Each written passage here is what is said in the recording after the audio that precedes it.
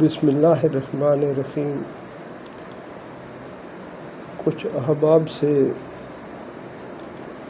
ایک وضاحت ضروری تھی۔ میرے بڑے بھائی بریگیڈیئر امیر حمزہ جو گزشتہ سال وفات پا گئے تھے، ان کی قبر کے حوالے سے ان کے بہت سارے ملنے والے ان کے دوست وہ اس بات کے متقاضی تھے کہ قبر کو پختہ کر کے اس پر نام لکھا جائے۔ ان تمام حضرات سے یہ گزارش ہے کہ سب سے پہلی بات کہ ہمیں ہر حال میں اللہ سبحانہ و تعالیٰ کے حکم اور جناب رسول اللہ صلی اللہ علیہ وآلہ وسلم کے طریقے کو اپنی زندگیوں میں لانا ہے، اور جس نے بھی آپ علیہ السلام کا کلمہ پڑھا اس پر آپ کی اطاعت واجب ہے۔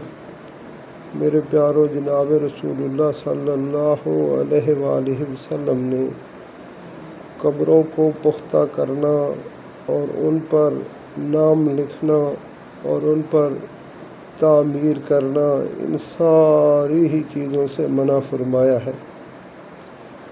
اور دوسری بات کہ ہمارے خاندان میں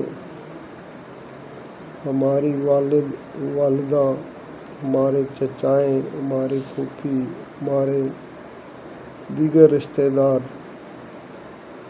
بریگیڈیئر صاحب نے بھی یہی رائے ہمیشہ رکھی کہ ہم اسی طریقہ کو اپنائیں گے جسے جناب رسول اللہ صلی اللہ علیہ وسلم نے ہمیں حکم دیا ہے۔ تو ان ساری قبور کو بھی کچا ہی رکھا گیا اور کسی پر کوئی نام وغیرہ نہیں لکھا گیا۔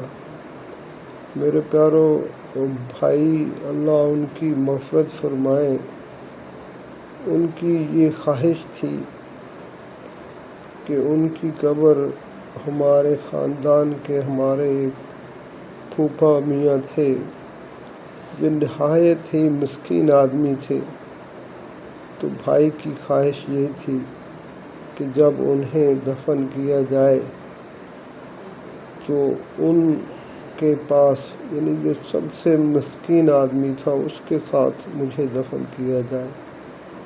تو الحمدللہ ان کے قریب ہی ہمیں یہ سعادت حاصل ہوئی کہ انہیں دفن کریں، اور ایسی بریگیڈیئر صاحب کی یہ خواہش بھی تھی کہ نہ تو قبروں کو پختہ کیا جائے اور نہ ہی نام لکھے جائے، کیونکہ یہی ہمارے جناب رسول اللہ صلی اللہ علیہ وسلم نے ہمیں حکم دیا۔